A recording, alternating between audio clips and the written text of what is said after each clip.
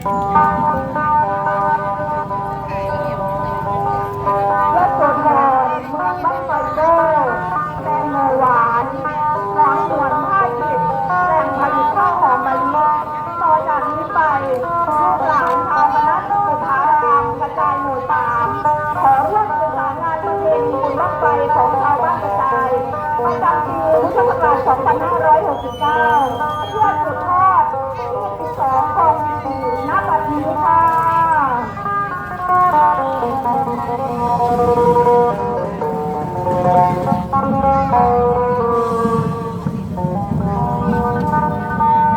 ยินเสียงแว่วมาจันใดบ่จ้าลูกหลานมาแล้วเสียงพินดังมาห้องแซวมาถึงหอดแล้วอยากจำได้ไหมที่ไกลผ่านมาที่เด็กมารามในไม้ใจพากันมาตุนมาบุญบังไฟแม่นามาดีจำได้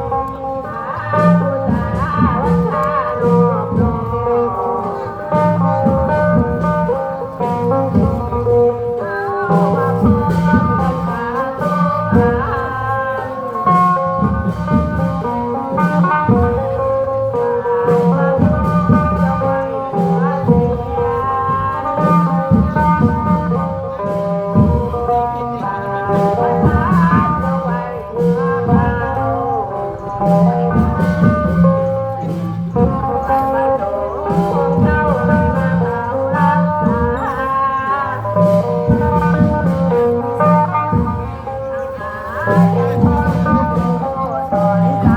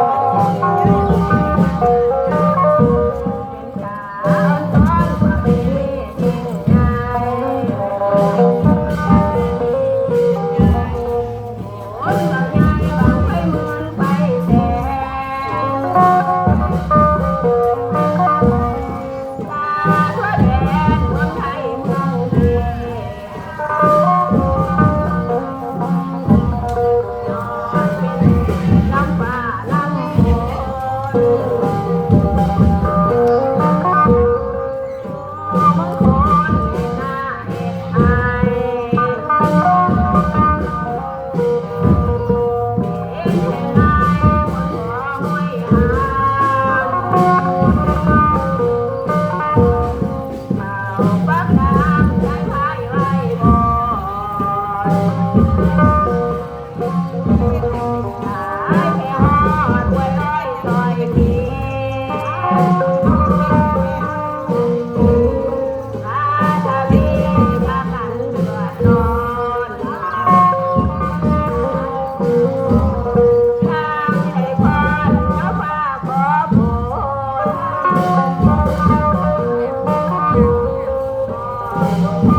เจ้าบ้านเกิดกา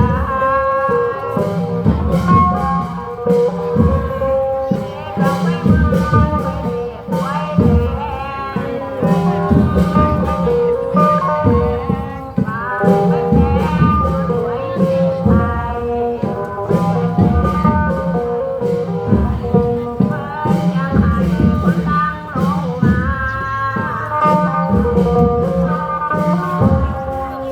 ข้าววันน้าบ่เอิดบ่อยา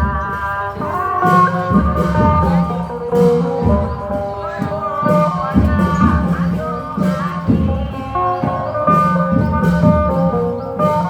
น